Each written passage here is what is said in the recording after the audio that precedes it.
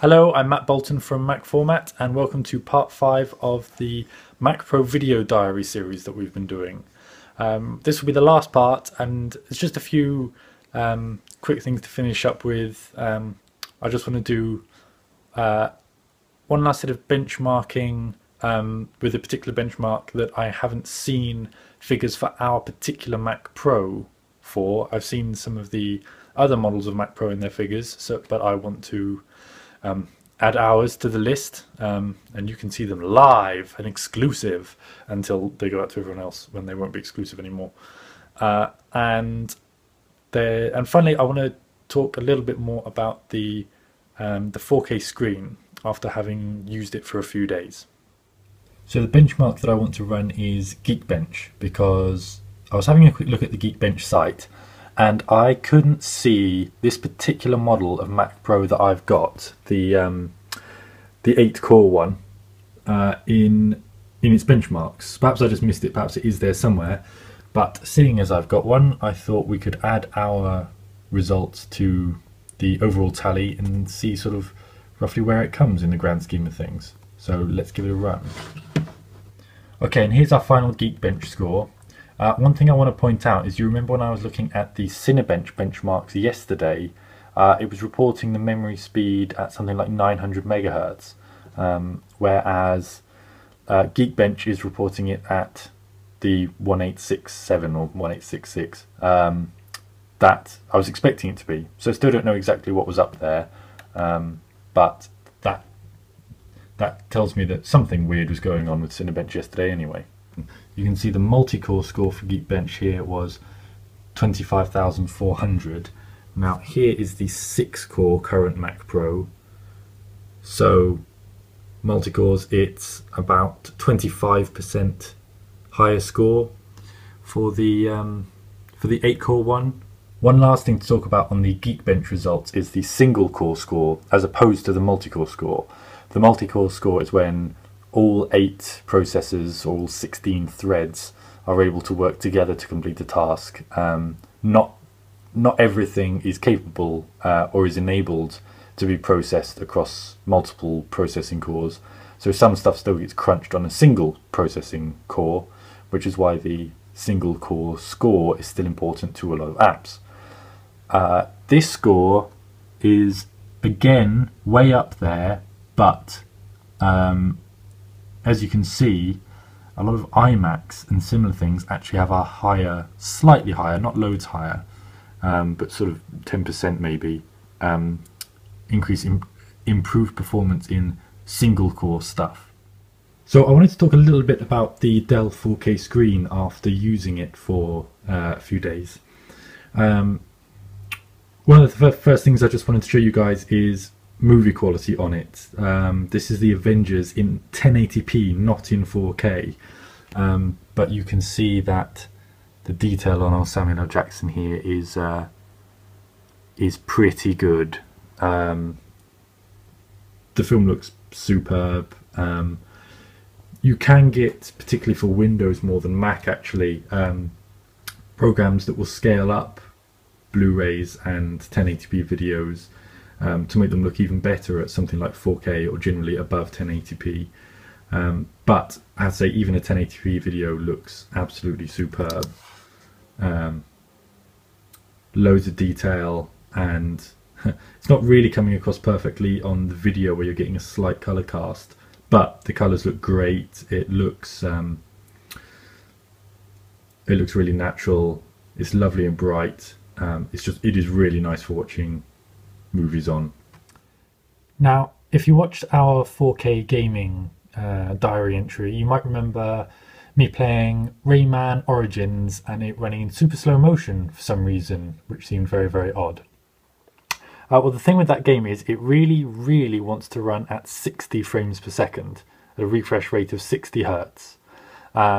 If it can't, for example, if you had a weak GPU and you put the resolution up super high and it couldn't reach 60 frames a second, it looks like what it naturally does is, or what it's built to do, is halve the frame rate down to 30, which is the nearest kind of standard smooth rate it can reach. but it doesn't adjust the game to 30, so you actually just end up with everything running at half speed because it's half the frame rate. Now obviously the Mac Pro GPU is should be plenty good enough to play a 2D scroller like that at full frame rate at 4K. And if you remember, I actually tried bumping down the resolution and it still wouldn't switch away from being in slow motion. We really couldn't work out why, but I think I may have cracked it. I'll need to confirm if this is the case, but I think the reason is, at the moment, Macs using the existing display technology can only output 4K at 30 frames a second. The games can render faster, meaning that you know, we saw that benchmark with Batman Arkham City rendering at above 30 frames a second, rendering at more like 40 frames per second.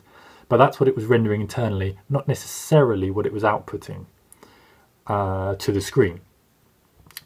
Because, as you can see here, the refresh rate options for this screen are 30 Hz or 30.3 Hz. The only options are 30 Hz. I suspect that what is happening is that Rayman is detecting that, and it is outputting at 30 Hz at the only way it knows how, which is at half speed, because it is designed to play at 60 Hz. So I think that's what's happening with Rayman. We need to double check it, but one of the curios about 4K at the moment is this point, that on the Mac you are currently locked to 30 frames per second as your maximum real frames per second. Even if the game is rendering it faster than that, it can only display at that speed. And in the case of Rayman, I think it just couldn't cope.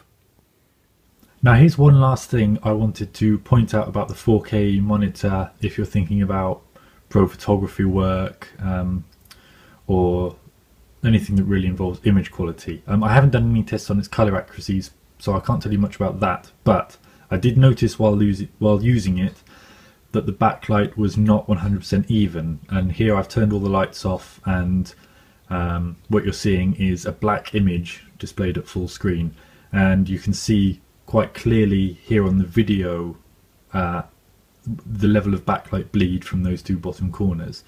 It actually, to your eye in real life, it doesn't look quite as bad as that, but as I say, it is noticeable. I could tell that it was there just from kind of day-to-day use, more so from when you'd get a dark scene in a game or something like that, but just something to be aware of with this monitor.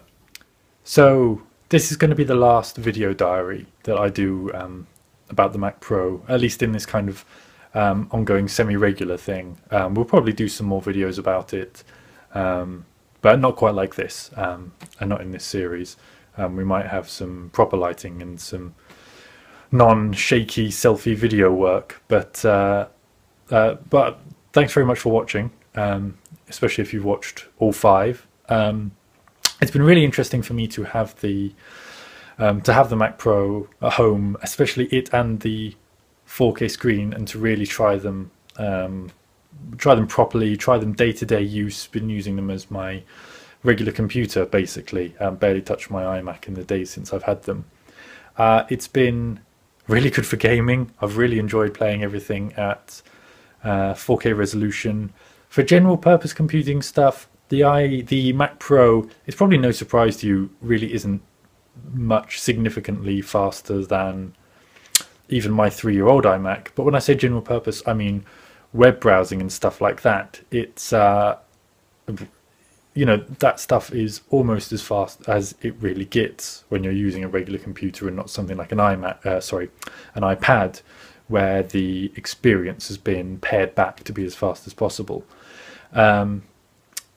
But you know, even doing stuff like video editing, the light video editing that I've been doing, the power of the Mac Pro has made a big difference. So it's kind of like, it's not for nothing. And obviously, the higher you get in terms of the pro level of what you're doing, the more you'll get out of it. I felt really spoiled by having it, and it's a lovely thing, and it's the actual Mac Pro is a wondrous thing.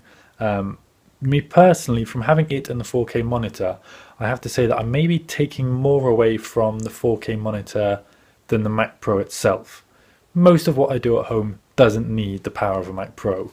I'd be super glad to have one at work where we do a lot of work with InDesign files and things like that. Anything that makes that faster and smoother would be welcome. But here at home, it's not absolutely necessary for me. But the 4K screen and the detail, I am blown away by. And I am finding myself kind of thinking that maybe my next big round of buying tech for myself is going to be heavily 4K focused. I might hold off on getting another TV until 4K comes out, and I think I'll quite possibly hold off on buying another any other kind of monitor or anything like that until I can think about getting something that's 4K.